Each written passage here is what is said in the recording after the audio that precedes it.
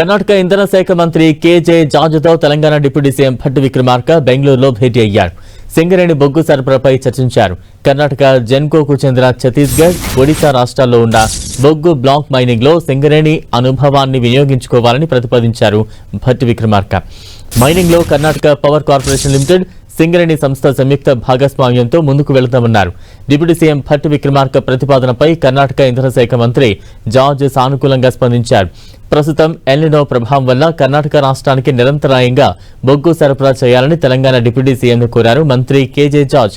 Karnataka power corporation limited కు రోజుకు 4 బొగ్గు రేక్లను సరఫరా చేయాల్సిందిగా సింగరేణి అధికారులను డిప్యూటీ సీఎం భట్టి విక్రమార్క అక్కడికక్కడే ఆదేశించారు.